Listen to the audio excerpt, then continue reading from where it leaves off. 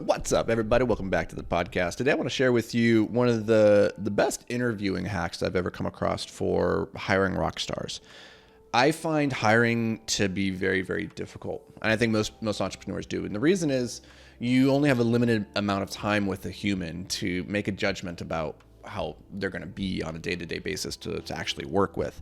You don't have a ton of information to go off. You have your initial gut feeling, a quick conversation, maybe 2-3 hours worth of interviews with multiple people on the team, but that's not a lot to go with. And especially in a world where it's one thing to show up and talk and interview and answer all the right questions. It's another thing to see how somebody actually works day to day. And because the consequences of hiring the wrong person is so high, not just from a monetary perspective, but also from the damage that it can do to the team morale, is so critical that we hire rock stars. And if they're not rock stars, we get them off the team very, very quickly.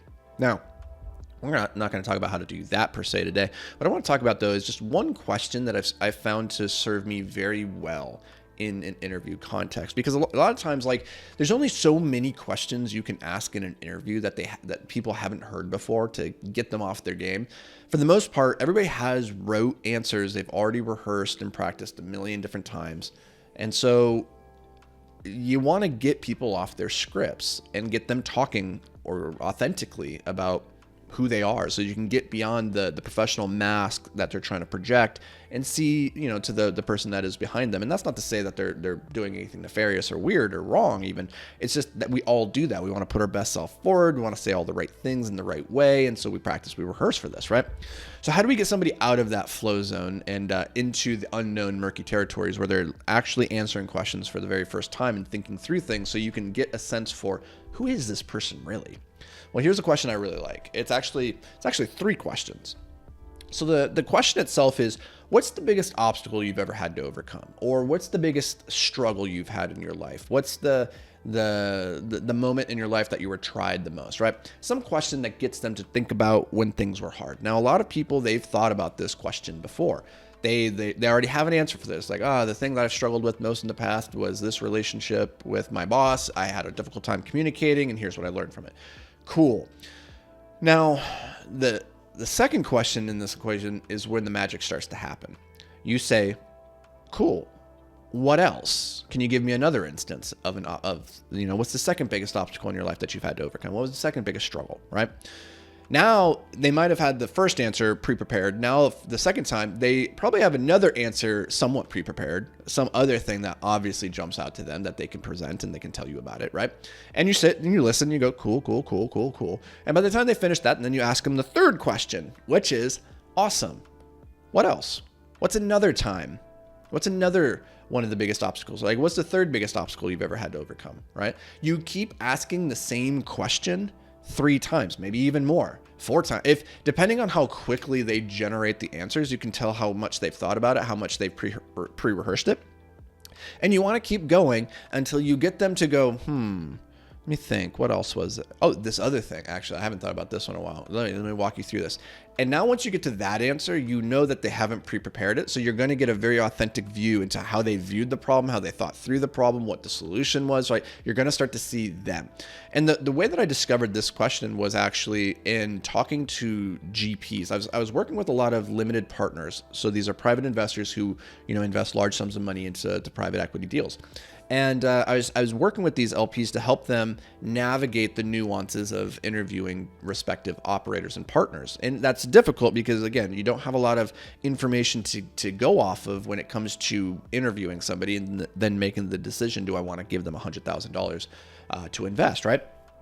And so there's a certain type of individual that wants to do this type of investing, and they tend to be very detail oriented, and they want to have all their ducks lined up, and they want to ask all the right questions, right?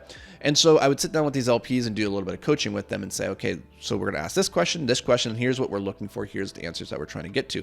And the problem is when you're an LP and you're coming to interview with me because you're interested in investing with us at Invictus Capital. Well, the problem that I realized pretty quickly is that I have already heard every question you could possibly ask me, and I've sat and I've rehearsed countless times the stories and how I'm going to tell them and where I'm going to pause and how I'm going to deliver it, right? And so when somebody comes and they're like, what's the biggest lesson or the biggest failure that you've had in your business? I already have the answer. This isn't the first time I'm hearing that. I'm ready to tell you my story. And I had an LP once who just kept asking me, cool, what else? What's another time? What's another time? He just kept asking. He asked it like 5, 6, 7 times. And by like number 6 and 7, I was like having to go pretty deep into my memory to be like, all right, what else do we got here? Well, what else can I think about, right? Like I got out of my rehearsal and into fresh territory. And that is where he got to really see my thought process. And so I've taken that from that particular interview and I teach it to my LPs to ask their GPs. And then I've used this in hiring now, and it's been a very powerful question because most people, they probably have 2 stories, 2 times in their life something went terribly wrong that they've kind of prepared for in the interview. Most don't have 3, and most certainly don't have 5, right? And so if you just keep sitting there and just look back at them and say, that's great. What else? Tell me another time. And you just keep asking the same question over and over and over, you get to some really interesting answers. Another example of this, when you ask them like, what's your biggest weakness? And somebody, I work too hard. Cool. What else? I care too much about what other people think. Awesome. What else? Sometimes I'm a little bit messy. Oh, interesting. What else?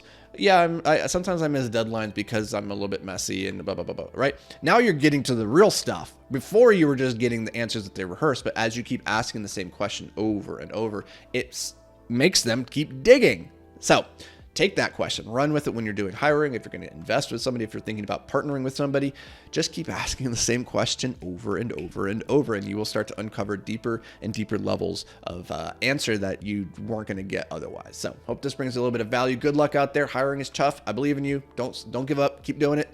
Just ask better questions, get better answers.